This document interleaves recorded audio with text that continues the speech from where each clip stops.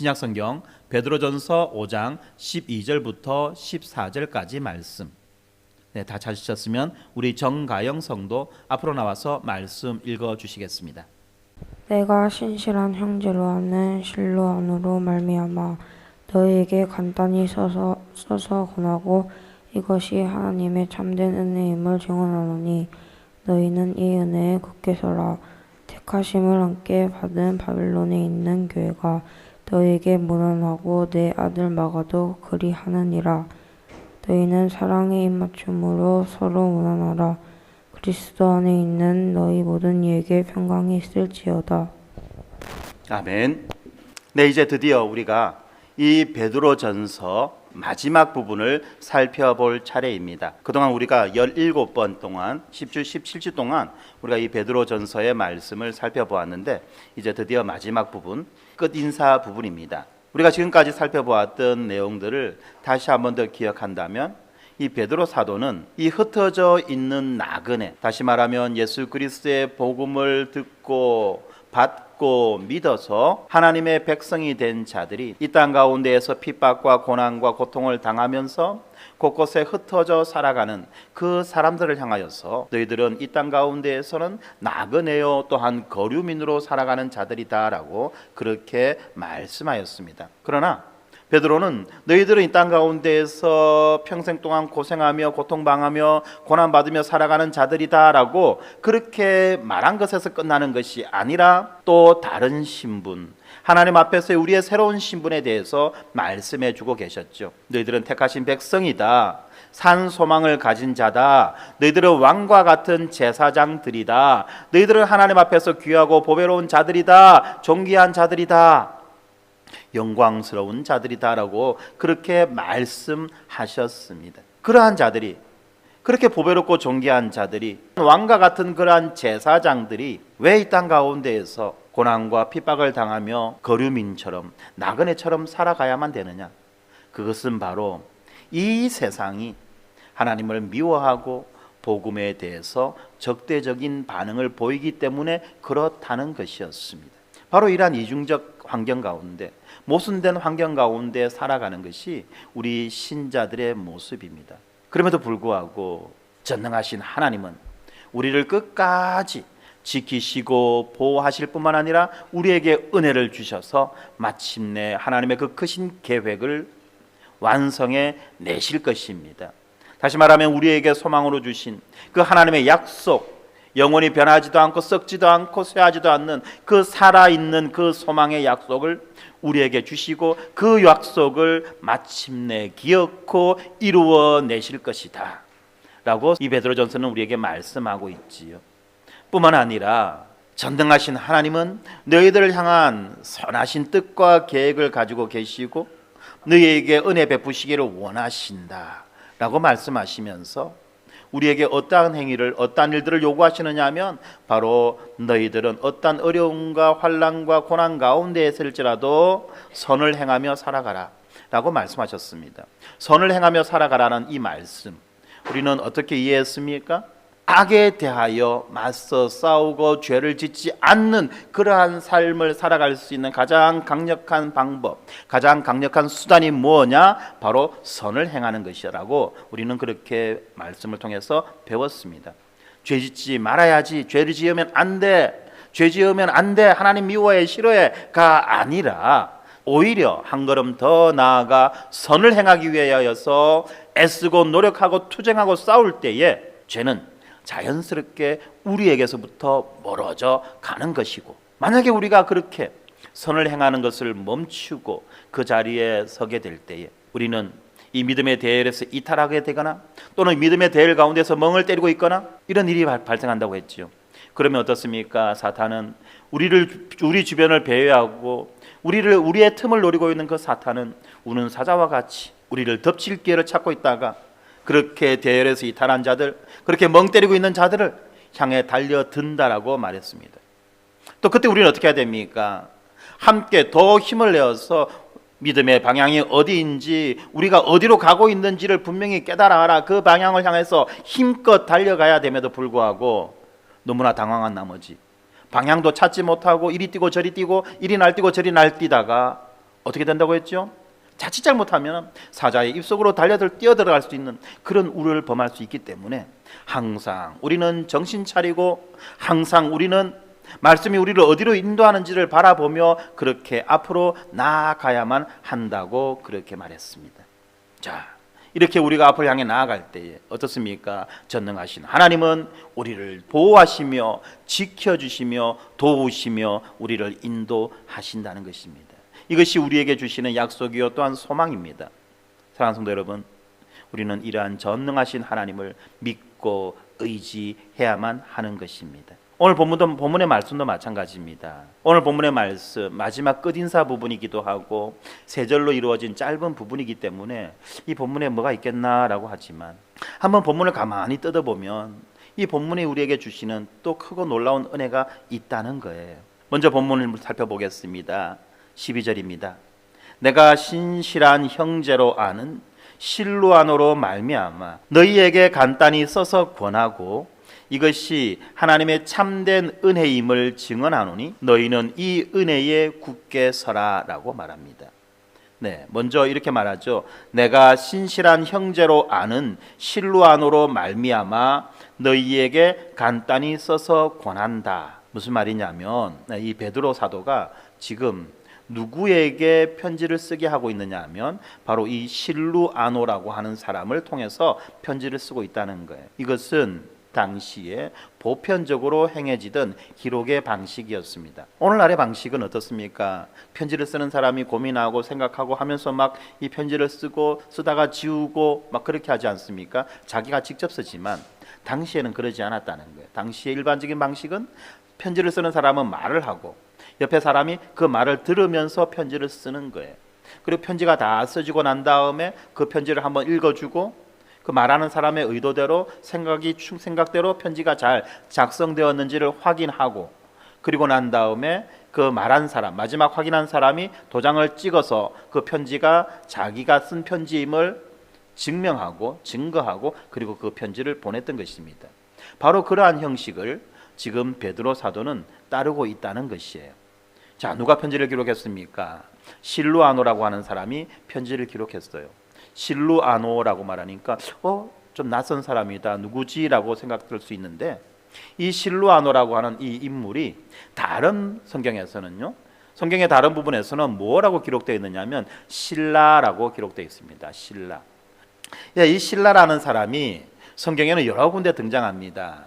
이 실라라는 사람은 바울의 그 1차 전도 여행을 마치고 난 다음에 바울이 어디로 가느냐 하면 예루살렘으로 갑니다. 그 당시 예루살렘에 누가 있었느냐면 예수님의 제자들이 있었어요. 예수님으로부터 직접 말씀을 듣고 배웠던 그 예수님의 제자들이 있었습니다. 그 예수님의 제자들을 만나서 바울이 전파했던 그 복음의 내용들을 설명합니다. 그리고 그 복음의 내용이 잘못된 것이 없고 틀린 것이 없고 모두 다 옳은 것이다라고 하는, 다시 말하면 모두가 예수님께서 전하셨던 그 복음의 내용을 담고 있다는 것을 확인을 받아요. 그것을 우리는 소위 말하는 예루살렘 공의회다라고 말하는데, 그 예루살렘 공의회에서 이제 바울이 전했던 그 복음의 내용을 확인하고 그리고 난 다음에 이 바울이 전한 복음은 온전한 복음입니다. 진짜 복음입니다. 이것이 잘못된 부분이 없습니다라고 그렇게 확인하고 확증하고 그리고 난 다음에 편지를 써서 안디옥 교회로 보냅니다. 왜 안디옥 교회로 보내느냐 하면 이 안디옥 교회는 그 당시 바울을 파송했던 파송교회였던 것이었어요. 바울을 파송했던 파송교회에다가 지금 예수님으로부터 직접 말씀을 전해 듣고 배웠던 그 제자들이 바울이 전한 복음의 내용이 다 옳은 것이고 정당한 것이고 이 복음의 내용에 대해서 우리 모두가 동의합니다라고 하는 그 확인서를 써서 보냈는데, 그때 그 편지를 들고 간 사람이 누구냐? 바로 이 실라라고 하는 사람이 그 편지를 들고 갑니다. 뿐만 아니라 이제 그 안디옥 교회에서 이제 바울과 실라는 함께 동력을 하고요. 그리고 난 다음에 바울이 두 번째 전도 여행을 떠날 때에 이 바울과 함께 실라가 전도 여행을 같이 갑니다. 이렇게 전도 여행을 같이 가다가 또 빌립보라고 하는 그 도시에 도착했을 때 또 핍박을 당하고 억울한 일을 당하고 그리고 마침내 감옥에 들어가게 되죠. 그 감옥에서 누가 갇혔느냐? 바울과 함께 실라가 갇혔던 거예요. 그리고 그 밤에 바울과 실라가 찬양을 부를 때, 하나님을 찬양할 때 놀라운 일들이 일어났었죠. 옥문이 열리고, 그죠? 그 자기들을 묶었던, 묶어 놓았던 그런 도구들이 풀어지고 그들이 자유를 얻게 되는 그런 놀라운 일들이 일어났던 바로 그 사건이 사도행전이 기록되어져 있는데, 바로 그때에 바울과 함께 동행했던 사람의 이름이 누구냐? 실라였습니다. 그렇게 바울과 함께 동행하던 실라가 지금은 누구와 함께 동행하고 있느냐? 이 베드로와 함께 동행하고 있어요. 아마 이렇게 된 이유는 바울이 지금 어쩌면 바울이 그 당시에 로마 감옥에 갇혀 있었거나 아니면 이미 바울이 순교를 당했기 때문에 이제 실라는 바울을 떠나서 이제 베드로와 함께 동역하고 있는 그 장면을 이제 우리가 생각해 볼 수 있는 것입니다. 바로 지금 베드로와 지금 실루아노가 함께 있고요. 그다음에 실라가 이 베드로의 말을 이제 지금 대신해서 받아 적고 있어요. 간단히 써서 권한다라고 말하고 있죠. 이 베드로 전서를 썼다는 거예요. 자, 그리고 난 다음에 중요한 말이 뒤에 나옵니다. 12절을 보면은, 자, 12절 중간을 넘어가 보면 이렇습니다. 이것이 하나님의 참된 은혜임을 증언하노니, 이것이 하나님의 참된 은혜임을 증언한다라고 할 때 이것이 무엇냐? 이것은 바로 우리가 알 수 있듯이 간단히 써서 권하는 것, 또 좀 더 바로 직접적으로 이야기하면 이 베드로 전서의 말씀이죠. 지금 베드로는 뭐라고 말하느냐? 하나님의 참된 은혜다라고 말해요. 하나님의 참된 은혜. 아까 제가 서두에서 베드로 전서의 전체 내용이 이런 내용입니다라고 말했잖아요. 이것이 다 하나님의 참된 은혜라는 거예요. 전능하신 하나님이 선하신 의도와 목적을 가지고 우리를 끝까지 인도해 가신다는 것. 그렇게 하나님 우리를 끝까지 인도해 가실 때 세상으로부터 끊임없는 방해 공작을 받지요. 끊임없는 핍박을 받지요. 고난과 고통을 당하지요. 그럼에도 불구하고 하나님은 끝까지 그 고난과 핍박 속에서도 우리를 이끌고 가신다는 거예요. 이렇게 말할 때 어떤 분은 이야기합니다. 하나님이 전능하신데 왜 고난과 핍박을 우리에게 주신단 말이야. 차라리 그냥 고난도 핍박도 싹 없애고 그냥 고속도로를 우리를 쫙 뽑아가면 안 돼? 그냥 꽃길만 걷게 하면 안 돼? 왜 우리를 이끌고 가시는데 이 고난과 고통과 핍박 속으로 우리를 이끌고 가신단 말이야? 어떤 사람들은 그렇게 말하죠. 그러나 우리는 이미 베드로전서 본문을 통해서 알고 있지요. 신자로 살아갈 때, 신자가 선을 행하며 살아갈 때, 신자가 하나님의 뜻대로 살아갈 때 당하는 고난과 핍박과 모욕과 조롱은 무엇입니까? 바로 신자를 연단하게 하는 수단이었고 방법이었습니다. 다시 말하면 하나님은 우리를 삐리삐리한 그런 존재로, 아무 힘도 아무 능력도 없는 그런 존재로 그렇게 키워가기를 원하지 않으셨다는 것입니다. 하나님은 우리를 보다 더 단단하고 보다 더 무장되고 보다 더 하나님 앞으로 적극적으로 나아가며 반응할 수 있는 그런 존재로 만들어 가신다는 거예요. 다시 말하면 하나님은 이 고난과 핍박과 모욕과 조롱, 박해, 신자가 당하는 이러한 모든 어려움들을 통해서 이런 어려움들을 가지고 성도들을 연단시켜 나간다는 것입니다. 그러므로 이런 고난과 핍박 가운데 무너지지 않고 절망하지 않고 무릎 꿇지 않고 끝까지 하나님을 의지하며 나아가는 그 모든 사람들은 최종적으로 하나님 앞에서 빛나는 존재, 용사들로 탄생하게 된다는 것입니다. 하나님은 우리가 그러한 자들로 살아가기를 기대하시고 소망하시고 원하신다는 거예요. 바로 그것이 하나님의 은혜다라고 지금 이 베드로 전서 마지막 부분에서 그렇게 말씀합니다. 이것이 하나님의 참된 은혜임을 증언한다. 베드로전서에서 우리에게 말하는 하나님의 뜻이 무엇입니까? 선을 행함으로 고난을 당하는 것이 하나님의 뜻이다. 선을 행함으로 고난 당하는 것이 하나님의 뜻이다라고 말했잖아요. 바로 그것이 은혜라는 거예요. 그 은혜임을 증언한다. 그리고 또 이야기하죠. 너희는 이 은혜에 굳게 서라. 너희는 이 은혜에 굳게 서라. 고난이 오고 핍박이 옵니다. 우리에게 다가오는 고난과 핍박은 두 가지 방향이라고 했지요. 한 가지 방향은 내 안에서 일어나는 유혹입니다. 내 안에서 일어나는 죄에 대한 유혹. 그리고 또 한 가지는 무엇입니까? 외부에서 들어오는 핍박, 방해, 공격이라고 했어요. 나의 안에서 일어나는 유혹과 밖에서 들어오는 핍박과 모욕과 조롱, 이것으로부터 너 자신을 보호하고 무너지지 말고 흔들리지 말고 굳게 서라. 네가 굳게 설 때 하나님은 너를 붙잡아 주실 것이며 너를 강하게 하실 것이며 너를 흔들리게 하지 않으실 것이다 라고 말씀하시고 이것이 은혜다 라고 그렇게 이야기하는 거예요. 사랑하는 성도 여러분, 오늘 우리는 이제 베드로전서를 마무리합니다. 베드로전서를 마무리하면서 우리는 어떤 생각을 가슴에 품어야만 하겠습니까? 내 삶 가운데 나를 향해서 다가오는, 어떻게 보면 그 영원하고 길게만도 보이는, 그 지긋지긋하게만도 보이는 내 인생 가운데 해결할 수 못하는 그런 숙제, 그런 아픔, 그런 고통, 이런 것들이 하나님의 은혜라는 사실을 우리는 기억하면 좋겠습니다. 아, 목사님, 내가 괴로워 죽겠는데 그것이 무슨 은혜가 된단 말입니까? 당장 내가 힘든데요. 당장 내가 힘든데요. 여러분들, 속담에도 그런 말이 있죠. 좋은 약은 입에 달다 쓰다. 네, 우리 애들도 다 알아요. 좋은 약은 입에 쓴 거예요. 좋은 약은 입에 쓴 거예요. 바로 우리 인생 가운데 직접적으로 적용되고, 그죠? 강력하게 적용되기 때문에 때로는 그것이 힘들고 고통스럽게 느껴집니다. 당연해요. 당연해요. 그러한 고통과 어려움 가운데 아 좋다, 아 좋다, 이거는 조금 이상한 취미거나 이상한 성격인 거예요. 힘들고 어렵습니다. 그러나 그러한 힘듦과 어려움, 왜 우리가 힘들고 왜 우리가 어려운지를 알고 그것에 대해서 적극적으로 맞서 싸울 때 우리는 하나님의 뜻을 성취해 나아갈 수 있는 것입니다. 그것은 우리의 일반적인 인생을 통해서도 얼마든지 경험할 수 있잖아요. 아이들이 초고등학교 다닐 때에 가장 힘들어하는 첫 번째 관문이 뭡니까? 이제 겨우 더하기 빼기, 곱하기 나누기 개념 조금 알아가는데 바로 뭐 하라고 하죠? 구구단을 외자, 그죠? 구구단을 외자 하는 거예요.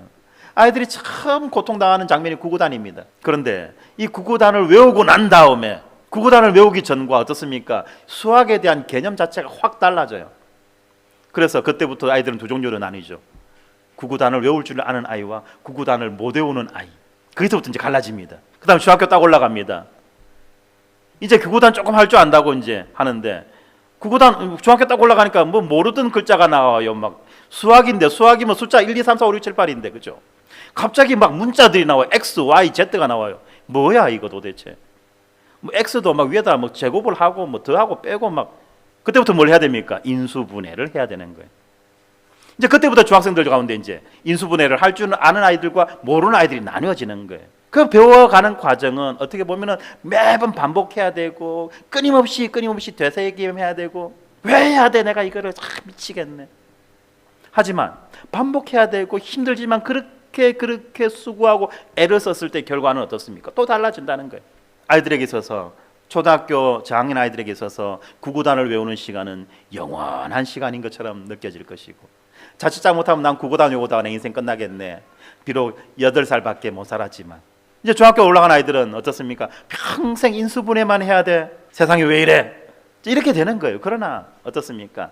그 과정은 짧다는 거예요. 지나면 짧다. 우리에게 다가오는 많은 고통과 어려움들이 바로 이러한 의미와 가치를 가지고 있다는 거예요. 우리는 이미 그러한 것들을 수없이 많이 우리의 경험을 통해서 체험하고, 그죠? 이미 겪어왔어요. 그럼에도 불구하고 참 이 면역력이 안 생기는 것은 이 고통이라는 문제인 것 같아요. 그럼에도 불구하고 오늘 이 시간 나에게 다가오는 이 고난과 고통과 어려움은 또 어떻습니까? 또 여전히 힘든 거예요. 또 여전히 힘든 거예요. 그러나 우리의 인생 경험을 통해서 알고 있듯이, 뿐만 아니라 하나님의 말씀이 우리에게 말씀해주고 계시듯이, 이것도 또한 잠깐이며 이 고난과 이 고통 가운데 승리한 자는 승리의 그 열매를 맛보게 될 것이라는 것을 우리는 알고 있는 것입니다. 그래서 날마다 우리의 삶이 변화되어 가지요. 그리고 날마다 우리 안에서 예수 그리스도의 그 형상이 드러나는 것입니다. 바로 그러한 이야기들을 베드로가 말하고 있고, 이것이 은혜다라고 말하고 있고, 그리고 너희들은 이 참된 은혜 위에 굳게 서라라고 말씀하고 계시는 것입니다. 사랑하는 성도 여러분, 어쩌면 우리는 날마다 내 안에서 끊임없이 터져나오는 죄에 대한 유혹과 뿐만 아니라 외부로부터 다가오는 수많은 박해와 어려움이 있을 거예요. 그때마다 우리는 이 말씀을 생각하고 이 말씀을 붙잡고 살아야만 합니다. 이것이 하나님의 참된 은혜이다. 너희는 이 은혜에 굳게 서라. 아멘. 우리는 날마다 이 은혜에 굳게서는 하나님의 백성이 되기를 주님의 이름으로 축원합니다. 이어서 13절에 보면 이렇게 말합니다. 택하심을 함께 받은 바벨론에 있는 교회가 너희에게 문안한다. 택하심을 함께 받은, 베드로는 먼저 이 땅 곳곳에 흩어져 살아가는 나그네처럼 살아가는 거류민처럼 살아가는 그 사람들을 향하여서, 그 하나님의 백성들을 향하여서 택하심을 입은 자들이라고 말했고, 또 이제 13절에 와서 택하심을 함께 받은 바벨론에 있는 교회라고 말합니다. 너희들뿐만 택하심을 받은 것이 아니라 또 바벨론에 있는 그 교회도 또한 너희들과 함께 하나님의 택하심을 입었다는 거죠. 하나님의 택하심을 입었다. 다른 사람을 택할 수도 있었고 다른 존재를 택할 수도 있었는데 너희들은 바로 너희들이 하나님의 선택을 받은 것이다. 그러므로 우리는 기뻐하고 감사해야만 하겠죠. 이렇게 택하심을 함께 받은 바벨론에 있는 교회라고 말합니다. 바벨론에 있는 교회, 갑자기 익숙하지만 낯선 단어가 등장합니다. 바벨론. 우리는 이 성경의 역사를 통해서 바벨론이 언제적 나라인지를 알고 있죠. 예수님이 오시기 500년 전에 있었다가 사라졌던 그 나라, 세계를 지배하고 제패했던 바로 그 나라, 그 제국의 수도가 바벨론이라는 제국이며 또한 수도도 또한 바벨론이라고 하는 엄청난 도시였다는 것을 우리는 알고 있습니다. 지금 베드로가 이 편지를 쓸 당시에 바벨론이라고 하는 도시는 이미 사라져버린 고대의 도시였던 것이죠. 그런데 베드로는 이렇게 말합니다. 바벨론에 있는 교회가 너희에게 문안한다. 이때 베드로는 이 바벨론이라고 하는 이 말을 가지고 일종의 암호로 사용하는 거예요. 이 바벨론이라고 하는 이 말이 보여주고 있는 의미, 이것은 무엇이냐면 하나님을 거역하고 하나님을 대항하고 하나님을 반대하는 거대한 세력, 바로 그 세상 권세의 중심, 그것을 의미하는 거예요. 신약 성경에서 바벨론이라고 하는 이 말을 볼 때에는 항상 먼저 생각해야 되는 것이 뭐냐? 하나님을 거역하고 대적하고 반대하는 강력한 세력의 중심지, 이렇게 우리는 보아야만 합니다. 특별히 여기에서 베드로가 바벨론이라고 말하는 이 지역은 어디냐면 로마라고 하는 지역이에요. 그러면 로마에 있는 교회가 너희에게 문안한다라고 말하면 될 건데 왜 이렇게 바벨론에 있는 교회가 너희를 문안한다라고 말하느냐? 이것은 바로 지금 그 로마라고 하는 그 도시, 지금 베드로가 지금 있는 그 로마라고 하는 그 도시의 상황과 환경 때문에 그렇다는 것입니다. 이 베드로 사도가 이제 사역하던 그 말기에는 로마의 황제 이름이 네로라고 하는 황제가 등극합니다. 그리고 네로라고 하는 그 황제가 이제 이 로마라고 하는 제국을 다스리게 되죠. 그럼 여러분들 아시죠? 네로라고 하는 황제가 어떤 황제인지. 반쯤 미친갱이, 그죠? 오만 변태적인 짓들을 다 하고 인기를 얻기 위해서 별별 짓 다 하는 약간 정신 나간 그런 황제. 뿐만 아니라 자기의 계획과 자기가 이루고자 하는 그러한 목적의 방향에 반대되고 걸리는 것이 있으면 무엇인지 다 없애버리는 아주 잔혹한 그런 폭군으로서 우리는 이 네로 황제에 대해서 알고 있습니다. 특별히 이 네로 황제는요, 어떤 일을 했느냐 하면 이 로마라고 하는 도시에다가 불을 지릅니다. 고의로. 왜 로마라고 하는 도시를 불을 지르냐면 도시 계획을 사시하려고. 왜냐하면 자기가 꿈꾸는 그 도시의 모양이 있었어요.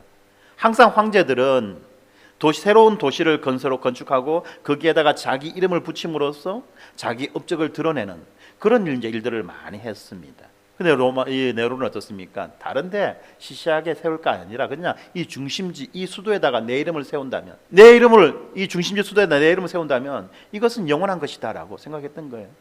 그래서 새로운 도시 계획을 위해서 어떻게 했느냐? 불을 질러요. 밤에 몰래. 난리가 나는 거죠. 난리가 나는 겁니다. 그러니까 백성들이 막 들고 일어납니다. 도대체 누가 이렇게 이런 짓을 했느냐고, 이런 미친 짓을 했느냐고. 그때 이 네로는 누구에게 이제 이렇게 책임을 전가시키느냐면 바로 그리스도인들에게 책임을 전가시키는 거예요. 이 그리스도인이라는 사람들이 있는데, 유대교의 분파로 나와 있는 예수를 믿는 이 그리스도인이라고 하는 사람들이 있는데, 이 사람들 정말 이상한 사람들이야. 이 사람들은 동성애자야. 이 사람들은 사람 고기를 먹어. 이런 이제 막 소문들을 막 퍼뜨리는 거예요. 그러면서 이 사람들이 이 로마를 전복하기 위해서 불을 질렀다라고 그렇게 말하는 거예요. 그래가지고 이제 그때부터 공개적으로 공식적으로 이 그리스도인에 대한 박해가 시작되는 겁니다. 두 가지 측면에서, 하나는 정치적인 측면에서, 또 하나는 황제 숭배라고 하는 이 종교적인 측면에서 두 가지 측면에서 박해가 시작되는 거예요. 그래가지고 이 네로는 어떻게 하느냐면 예수 믿는 사람들을 붙잡아가지고 온갖 악한 짓들을 다 하죠. 우리가 영화를 통해서, TV를 통해서 많이 보았던 결투장에 동물의 먹이로 내어놓고 굶주린 사자들이 그 예수 믿는 자라들을 뜯어먹는 그 장면을 보면서 즐기기도 하고, 심지어는 어떻습니까? 예수 믿는 사람들을 기둥에 묶어가지고, 거리 곳곳에 기둥에 묶어가지고 쭉 늘어놓습니다. 그리고 거기다 몸에다 불을 지릅니다. 그러니까 몸에 이제 사람의 몸이 불이 붙으면 어떻습니까? 타는 거예요. 오랜 시간 타지요. 오랜 시간 그 타는 걸 통해 그렇게 타는 불을 가지고 로마의 가로등을 만들었던, 이런 잔혹하고 끔찍한 짓들을 했던 사람이 누구냐? 바로 이 네로라는 황제예요. 바로 그러한 상황들이 이제 얼마 있지 않으면 곧 발생할, 바로 그러한 지점에서 지금 베드로는 이 베드로 전서를 쓰는 거예요. 베드로 전서를 쓰고 난 다음에 곧 이어서 베드로 후서를 쓰고 이제 베드로는 순교당합니다. 바로 그러한 아주 일촉즉발의 위태위태한 그런 사회적 분위기 속에서 지금 베드로는 이 베드로 서신을 쓰기 때문에 로마에 있는 교회가 너희에게 문안한다라고 말하지 못하고, 그러면 자칫 잘못하면 이 로마에 있는 교회가 색출당할 수 있는 그런 위험이 있기 때문에 둘러서 바벨론에 있는 교회가 너희에게 문안한다. 여기서도 교회란 말을 쓰지 않고 어떤 말을 쓰냐면, 이 원문을 직역하면 이렇게 나와 있습니다. 바벨론에 있는 여자가 너희에게 문안한다, 이렇게 되어 있어요. 교회라는 이름을, 교회라고 하는 이 명칭을 쓰지 않고 여자라고 하는 그 대명사로서, 우리가 교회를 종종 예수 그리스도의 신부다라고 하는 이런 말로 썼잖아요, 그죠? 그러다 보니까 우리 이제 교회 다니시는 우리 남성분들은 교회를 자꾸만 예수 그리스도의 신부다, 뭐 성도들을 예수 그리스도의 신부다라고 말하니까 나는 남자인데 남자 보고 신부라니까 좀 뭔가 좀 그래요, 안 맞아요. 정서적으로는 좀 잘 안 맞는데, 그런데 이 교회라고 하는 것에 대한 이 대명사가 이제 여성 대명사를 붙여서 그들은 사용했던 것입니다. 원래부터 바다 위에 떠다니는 배도 여성이잖아요, 그죠? 그러니까 우리가 영어를 배울 때 남성, 여성, 이제 단어에는 성이 있습니다. 남성, 여성, 중성이라고 하는 이 각각의 성들이 있는데, 어떤 단어는 남성을 붙이기도 하고, 예를 들면 태양에는 남성을 붙이고 달에는 여성을 붙여서 이제 표현하거든요. 이런 식으로 해서 교회라는 것도 여성이라고 하는 그런 성을 붙여가지고 이제 여자라고 하는 그런 대명사를 쓰는 거예요. 그랬지. 지금 이 베드로는 바벨론에 있는 여자가 너희에게 문안한다는 식으로 이렇게 편지를 썼습니다. 그러니까 이제 이걸 딱 보면은 누군지 무언지 잘 모른다는 거죠. 밖에 사람들은 이런 식으로 이제 암호를 써가지고 베드로는 지금 이 베드로 전서를 이제 마무리하고 있는 것입니다. 그래서 또 한 이름이 등장합니다. 내 아들 마가도 그러한다. 마가, 내 아들 마가. 마가라고 하니까 여러분들 조금 익숙합니까? 익숙하죠, 그죠? 그 마가복음을 쓴 사람이 누구냐? 여기에 나오는 마가예요. 그 마가를 지금 베드로는 뭐라고 부르느냐? 내 아들이다라고 말해요. 자, 다시 말하면 이 마가는 베드로에게서 이제 말씀을 배운 거예요. 또 베드로를 따라다니면서 베드로의 사역들을 배우고 베드로와 함께 지냈던 것입니다. 바울에게 있어서 디모데가 바울의 아들이라고 표현되듯이 지금 베드로에게 있어서는 마가가 베드로의 아들이다라고 그렇게 표현됩니다. 그런데 우리가 이 마가에 대한 이야기도 또 한번 들어보면 참 놀라운 반전과 이제 변화가 있는 그런 인물이죠. 마가는 아주 부유한 집의 외동아들이었어요. 그러다 보니까 약간 좀 그냥 이렇게 약간 오렌지처럼, 약간 금수저, 개념 없는 금수저처럼 그렇게 자라던 사람이 이 마가예요. 이 마가가 어떻게 하다 보니까 이 바울의 전도 여행에 따라갔어요. 바울의 1차 전도 여행에 따라갔는데 1차 전도 여행에 따라가가지고 너무 힘들게 고생을 한 거예요. 그러니까 중간에 마가가 어떻게 하느냐, 도망을 갑니다. 못 하겠다, 막. 나 이러면 못 산다. 나 이런 밥도 못 먹고 나 이런 데서 잠도 못 잔다. 나는 내가 어디 한번 뭐 내 100m 이상 내 걸어봤나? 항상 마차 타고 다니고 인력거 타고 다녔지. 뭐 이렇게 산길을 걸어서 넘어가고 이런 거 못 한다. 그래서 중간에 집에 갔거든요. 그러고 난 다음에 이제 그러니까 어떻습니까? 바울이 보기에는 조금 괘씸하죠. 저건 뭐야 저거? 처음부터 따라 나서지 말든가. 안 그러면 따라 나섰으면 힘들다도 끝까지 가든가 하지. 중간에 얻고 가는 저건 뭐야 저거? 버릇도 없고 젊은 기 말이야. 아마 이래 된 것 같아요. 성경에는 없습니다. 망고 제 생각입니다. 아마 근데 그랬던 것 같아요. 왜냐하면 이 바울이 두 번째 전도 여행을 떠나갈 때 이제 의견 충돌이 생깁니다. 바울의 전도팀 안에서. 그 중요한 내용이 뭐냐면 마가를 데리고 갈 거냐 말 거냐는 거예요. 왜냐하면 그 바울의 전도팀 안에 마가의 친척이 있었습니다. 그 사람이 바나바라고 하는 사람인데, 바나바는 자기 조카뻘 되는 그 마가를 데리고 가자. 그래도 그 인간 아니지만 이렇게 좀 데리고 다니다 보면은 좀 뭔가 철들 거 아니고 좀 깨달을 거 아니겠나. 좀 데리고 갑시다 하는데, 이 바울이 뭐라 하면 안 돼요. 데리고 가면 그 사람도 힘들고 우리도 힘들어요. 우리가 지금 얼마나 먼 길을 가야 되고 어려운 길을 가야 되는데 왜 처음부터 이런 어려운 부담을 들고 가지고 와야 됩니까? 안 됩니다 라고 해가지고 옥신각신하다가 결국은 이 바나바와 바울이 갈라서서 따로 이제 전도 여행을 출발하는 그런 이제 문제의 원흉이 된 사람이 이 마가예요. 참 꼴통이었죠, 그죠? 참 꼴통. 그런데 이 마가가 하나님의 은혜로 변화가 되었어. 하나님의 은혜로 변화가 되어서 철이 들었어요. 그래가지고 예수를 믿겠다라고 고백하고 예수를 따르겠다라고 그렇게 살았던 거예요. 예, 그리고 난 다음에 그 소식을 들었던 바울이 나중에 감옥에 갇혔을 때 편지를 씁니다. 마가도 나한테 보내도, 마가도 나한테 왔다 가라 해라. 편지를 씁니다. 왜요? 이제 마가하고 풀어야 될 게 있잖아요, 그죠? 마가가 얼마나 잘 컸는지, 얼마나 대견한지를 보고, 그래 마가야, 네 그때 그랬는데 참 그자 이제 좀 잘해보자. 그때 그랬던 거 미안하다. 그지? 앞으로 우리 열심히 하자. 뭐 이런 걸 하려고 안 했겠습니까? 그래서 마가를 오라고 합니다. 속히 나한테 보내도. 그렇게 이제 바울도 마가와 화해를 하고요. 그리고 또 지금 이 베드로가 이 마가를 데리고 다니면서 아들처럼 그렇게 이제 가르치고 훈련하고 막 그렇게 하고 있다는 겁니다. 그 마가가 지금 로마에서, 그 위험한 로마에서 지금 베드로와 함께 그렇게 지금 사역을 하고 있어요. 참, 그죠? 하나님의 계획, 오묘하신 그 계획 아무도 모릅니다. 그렇기 때문에 한편으로는 하나님의 그 은혜 주심, 하나님의 인도하심을 기대하고 소망하며 끝까지 우리 부모님들도 산 소망으로 잘 양육하고 인도해 가시면 좋겠습니다.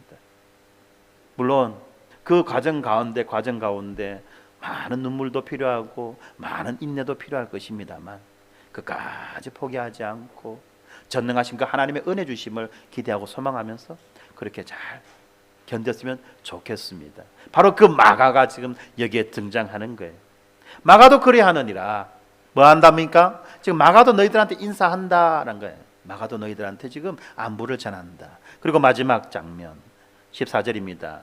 너희는 사랑의 입맞춤으로 서로 무난하라. 사랑의 입맞춤으로 서로 무난하라. 이 입맞춤 때문에 어떤 사람들은, 저 예수 믿는 사람들은 그 동성연애자들이다. 또 서로가 서로를 부를 때 형제라고 부르고 자매라고 부른다. 이 형제 자매라고 하는 이 말이 일종의 동성연애자들에게 어떤 언어처럼 그렇게 사용되어지던 말이었기 때문에 참 좋은 거는 이상한 사람들이 다 가져가잖아요. 항상 보면 원래 형제가 얼마나 좋습니까? 브라더, 자매, 시스터, 이게 얼마나 좋아요. 그럼에도 불구하고 이 브라더, 형제라는 말, 자매라는 말을 동성연애하는 사람들이 먼저 가져가 쓰기 때문에 그 말을 들으면 조금 뭐지 이렇게 보는 거예요. 약간 색안경을 끼고. 그리고 난 다음에 또 사랑의 입맞춤으로 남자끼리 만났을 때, 그죠? 사랑의 입맞춤으로, 여자끼리 만났을 때 사랑의 입맞춤으로 서로 무난하는 거예요. 그러니까 이게 뭐야? 소리가 나오는 거죠. 오해죠. 예, 오늘날 우리의 이제 형식으로 이야기한다면, 그럼 우리는 그러면 이 말을 어떻게 해야 되냐? 지금 우리도 만났을 때 입맞춤해야 되느냐? 그런 건 아니죠. 전혀 다른 문화 속에 살아가고 있기 때문에 이거는 당시의 보편적인 인사법이었습니다. 물론 자기들도 그렇게 하지만 예수를 믿지 않는 사람들도 이런 식으로, 이런 방식으로 입맞춤을 하지만, 그러나 성경은 특별히 이 사랑의 입맞춤을 강조하고 있기 때문에, 그리고 의심의 눈초리로 바라보고 있기 때문에 더 이상하게 생각했던 거예요. 왜곡되게. 그럼 오늘날 우리는 어떻습니까? 여성끼리 만나면 가볍게 포옹하고, 그죠? 남자들끼리 만나면 정중하게 악수하고, 이런 포옹과 악수로 이제 뭘 하라? 서로 무난하라. 서로 근황을 물어보고 어떻게 지내는지 인사하고 축복하고 격려하라는 거죠. 자, 그리고 또 말합니다. 그리스도 안에 있는 너희 모든 이에게 평강이 있을지어다. 그리스도 안에 있는 너희 모든 이에게 평강이 있을지어다. 이 평강 에이레네라고 하는, 헬라어로는 이 에이레네라고 하는 이 평강이라는 말이 히브리어로는 뭐냐? 샬롬이에요. 샬롬. 완전한 복된 상태, 최고의 복을 누리는 상태, 바로 그것이 샬롬 아닙니까? 걱정과 근심과 염려가 없는 상태, 그것이 바로 샬롬, 평강이에요. 지금 베드로는 결코 평강할 수 없는 사람들에게, 평강할 수 없는 상태에 있는 사람들에게 평강하라라고 그렇게 인사합니다. 왜요? 왜 그렇습니까? 전능하신 하나님 때문에. 전능하신 하나님이 너희와 함께 하심을 믿고 하나님이 주시는 은혜를 누리며 날마다 그 안에서 너희의 염려와 걱정과 근심과 두려움을 떨쳐버려라. 서로 겸손하게 허리를 동이고 서로 종노릇하며 살아라. 그럴 때 너희들은 이 땅을 살아가지만, 고난 고통의 상황을 지나가지만, 그럼에도 불구하고 너희들은 하나님이 주시는 복과 안식을 충만하게 받아 누릴 것이다 라는 것을 지금 이 평강이라는 이 말 속에 다시 한 번 더 강조하고 있는 것입니다. 이렇게 말할 때 우리는 다시 한 번 더 베드로전서가 어떻게 시작되었는지를 생각할 수 있어야 돼요. 베드로전서의 시작이 바로 너희에게 평안이 있을지어다 라는 말로 시작했어요. 평강에서 시작해서 평강으로 맞춰지는 이 베드로전서. 그러나 그 안의 내부 내용은 결코 순탄하지 않은, 결코 꽃길이 있는 것이 아닌 고난의 길이요 가시밭의 길이라고 하는 것을 우리는 생각해야 됩니다. 참된 평강이 어디 있습니까? 아무 일 없다고, 아무 걱정 없다고 참된 평강이 있나요? 아니요. 남편 돈 잘 벌어오고 애들 말 잘 듣고 하는 일마다 잘 된다고 여러분들 평강을 누린 줄 아십니까? 아니에요. 왜냐하면 내 속에서 끊임없이 유혹이 일어나요. 뿐만 아니라 세상으로부터 끊임없는 시기와 질투, 미움이 쫓아와요. 잘 돼도 어렵고 못 돼도 어려운 것이 우리의 인생 삶이라는 것을 아셔야만 합니다. 그렇기 때문에 성경 우리에게 뭐라고 말합니까? 악을 행함으로 고난받는 것보다 차라리 선을 행함으로 고난받는 것이 너희에게 더 낫다. 우리는 고난과 고통을 피하려고 하지만 피할 수 없는 그것이 우리의 인생이라는 것을 기억하고, 피할 수 없으면 어떻게 해라? 즐겨라. 어떻게 즐겨야 됩니까? 악을 행함으로 고난받는 것을 즐겨라? 그거는 어리석은 짓이다. 이왕 받는 고난 좀 더 폼나게 받자. 어떻게? 선을 행함으로. 그렇게 될 때에 우리가 어떤 존재인지, 우리가 어떠한 상황, 어디를 향해 가는지를 분명하게 깨달아 알 뿐만 아니라 우리가 하나님 앞에서 더 빛나는 존재로 살아갈 수 있게 된다는 것을 여러분들 기억하시기 바랍니다. 사랑하는 성도 여러분, 한 번뿐인 우리 인생, 하나님 앞에서 영광스럽게 살아가기를 소망합니다. 그래서 이 땅에서의 한 번뿐인 이 인생이 이제 우리의 영혼을 결정하고 우리의 영혼을 바꾸는 그러한 인생이 되어지기를 바랍니다. 하나님은 여러분들이 하나님 앞에서 충만한 복과 안식을 누리는 인생을 살아가기를 그렇게 기대하고 고대하고 소망하고 계신다는 것을 여러분들은 믿어야만 하는 것입니다. 전능하신 하나님이 인내하는 여러분들을, 전능하신 하나님이 순종하는 여러분들을, 전능하신 하나님이 선을 행함으로 고난당하는 여러분들을 영생의 길로, 영원의 길로 인도해 가신다는 것을 우리는 다시 한번 믿고 확신함으로 이번 한 주간도 견뎌내고 버텨내고 승리하는 한 주간을 살아가기를 주님의 이름으로 축원합니다. 기도하겠습니다. 고마우신 아버지 하나님, 감사합니다. 주님의 은혜 가운데 이 베드로전서의 말씀을 살펴보게 하여 주시고 이제 베드로전서의 마지막을 또 우리가 끝낼 수 있도록 허락하신 것 하나님 정말 감사합니다. 그동안 이 베드로 말씀을 통하여서 우리에게 주신 그 위로와 용기와 또 인생에 대한 새로운 관점들을 잘 붙잡고 하나님 앞에서 믿음으로 살아갈 수 있는 우리 모두가 되게 하여 주시옵소서. 무엇보다도 선을 행함으로 고난당하는 것이 하나님의 뜻이라고 하는 그 비밀을 우리가 분명히 깨달아 알아. 이 땅 가운데 당하는 그 고난 가운데 우리가 놀라거나 두려워하거나 당황하지 않게 하여 주시고 끝까지 믿음의 길을 달려갈 수 있는, 또 끝까지 전능하신 하나님을 신뢰할 수 있는 그런 우리 모두가 될 수 있도록 하나님 인도하여 주시옵소서. 예수 그리스도가 우리의 대장 되시고 예수 그리스도가 우리의 옷이 되시고 예수 그리스도가 우리의 보호자 되신다는 것을 기억하고 예수 그리스도 안에서 하나님이 주시는 복과 안식을 충만히 받아 누리는 우리 모든 교회가 될 수 있도록 하나님 인도하여 주시옵소서. 감사합니다. 예수님 이름으로 기도드렸습니다. 아멘.